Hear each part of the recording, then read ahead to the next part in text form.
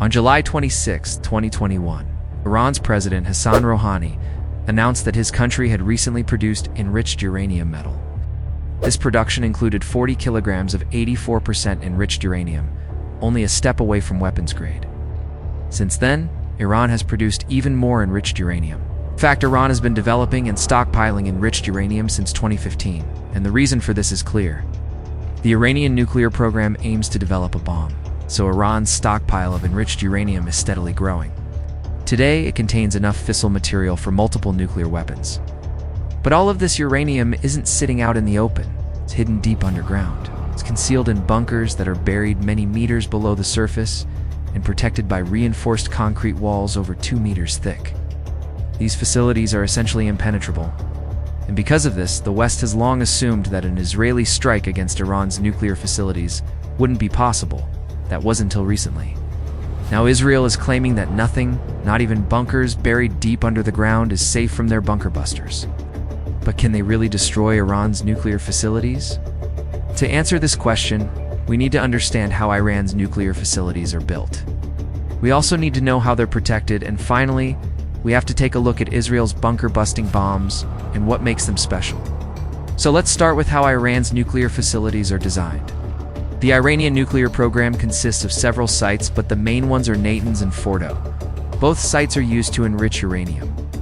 But while Natanz sits in the middle of a dried-up salt lake, Fordo is carved into the side of a mountain. And this mountain just happens to be 30 meters thick, which means that the facility inside is very well protected from the outside. At Fordo, Iran uses IR-6 and IR-8 centrifuges to enrich uranium. The IR-6 machines were first installed in 2015 and produce highly enriched uranium. The IR-8 machines were installed in 2019 and are much faster. As a result, they allow Iran to accumulate enriched uranium quickly. Now, if Israel wants to target these sites, then they'll have to get through layers upon layers of protection. First off, both Natanz and Fordo are located in very remote areas. This makes them difficult to reach and serves as a deterrent to any potential attackers. The next layer of protection is made up of reinforced concrete walls that are sometimes 2.5 meters thick. This is similar to the walls of a nuclear reactor and is designed to withstand direct hits from aircraft and missiles. Then there is a security perimeter that's manned at all times by members of Iran's Revolutionary Guard. If someone or something gets past the concrete walls, then they'll have to deal with these guys. Finally, there are several checkpoints where a person or vehicle will have to identify themselves before they're allowed to pass. Each site is also monitored by surveillance cameras, motion sensors, and infrared beams. So it's not exactly easy to sneak into one of these places. And yet somehow, the Mossad managed to do just that. In April 2018, 2 Israeli agents snuck into a military base in Tehran and stole Iran's nuclear files. That same year, another group of Mossad agents infiltrated a warehouse near Damascus International Airport and stole Iranian nuclear equipment. These operations suggest that Iran's nuclear facilities aren't as secure as they might seem. But getting intel on Iran's nuclear facilities is one thing. Destroying them is quite another. And this is where things get interesting. You see, Israel has developed some pretty impressive bunker-busting bombs. But before we talk about those, let's talk about conventional bunker-busting weapons. The simplest form of bunker-busting weapon is a bomb that's delivered by an aircraft flying at a low altitude. These low-flying planes release their munitions just before they pass over the target. The bomb then flies toward the ground and detonates underneath a structure. This type of attack is good for destroying above-ground installations, but not so much for going after underground structures. To do that, you need a munition that can penetrate deep into the ground. One such munition is the Massive Ordnance Air Blast, or MAU bomb. This bomb is also known as the mother of all bombs, and is the largest non-nuclear weapon in the US arsenal. It weighs almost a ton and has a 3-meter wide warhead. When detonated, it creates a massive air blast that can obliterate bunkers and underground facilities. There's also the Joint Direct Attack Munition, or JDAM. This is a guided bomb that can be dropped by aircraft or fired from artillery systems. The JDAM uses satellite navigation to ensure that it reaches its destination accurately. These munitions are often used against targets that are well protected by concrete. But as we mentioned earlier, many of Iran's nuclear facilities are protected by over a meter of reinforced concrete. and that's when things get tough. To penetrate that much concrete, you need a bomb with a very powerful warhead. One such bomb is the bunker buster bomb developed by Israel. This bomb is designed specifically to destroy underground bunkers that are buried deep under the ground. It has a very high explosive yield and is capable of penetrating up to 70 meters of solid rock, or over 2 meters of reinforced concrete. Now, we don't know too much about this weapon, but we do know that it was first tested in 2003. Back then, the bomb was dropped from an Israeli Air Force jet and detonated over a simulated nuclear reactor in the Negev desert. Another test was conducted in 2009, this time targeting a 45-meter deep underground bunker. Once again, the bomb successfully penetrated the concrete ceiling of the bunker and destroyed it. Now, what makes Israel's bunker busters so effective is the fact that they use a shaped charge warhead. Shaped charge is essentially a cone filled with explosives. When it detonates, the explosion is focused into a narrow beam of energy. This beam is so powerful that it can punch through meters of concrete. The bunker buster warheads are also hollow charge devices, meaning that they're lined with a thin sheet of metal. This metal reflects the energy of the explosion, increasing its penetration power. Some versions of the bunker buster bombs even have fins that help to stabilize the munition as it flies through the air.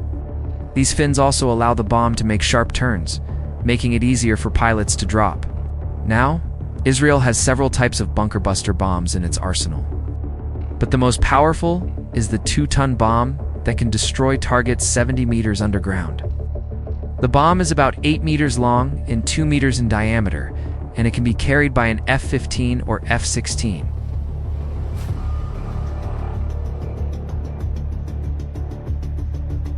Now, the explosion is so powerful that it could potentially contaminate the surrounding area with nuclear fallout, and that's something that Israel would want to avoid.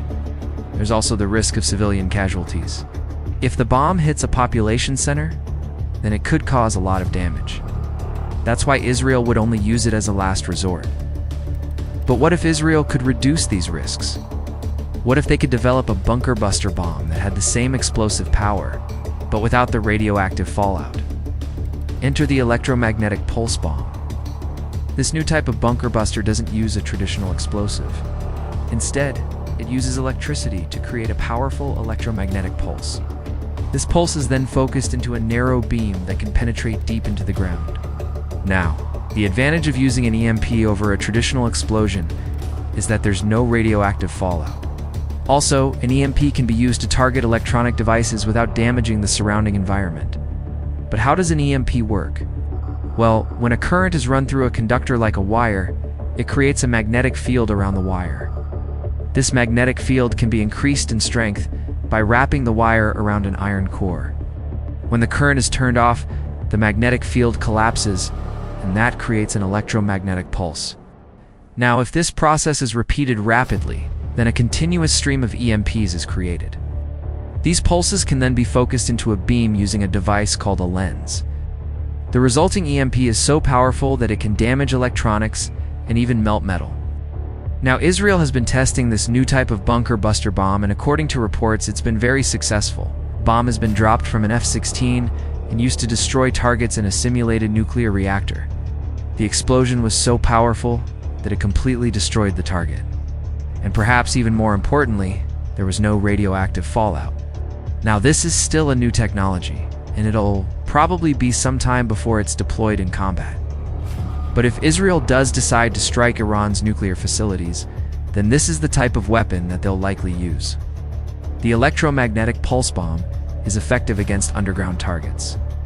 It has no radioactive fallout, and it can be used to minimize civilian casualties. In conclusion, yes, Israel's bunker busters can destroy Iran's nuclear sites. In fact, they have the capability to destroy sites that are buried deep underground. However, Israel hasn't committed to this plan, and they won't be doing it anytime soon. The bunker buster bombs are still relatively new and untested, and Israel wants to wait until it's absolutely necessary before using them. Still, it's a good thing that Israel has these weapons at its disposal just in case. They won't hesitate to use whatever means necessary to achieve that goal. Speaking of goals, I have a goal for you, and that goal is to subscribe. If you've enjoyed this video, then please hit the subscribe button. It will really help us out, and we'd appreciate it. Thanks for watching.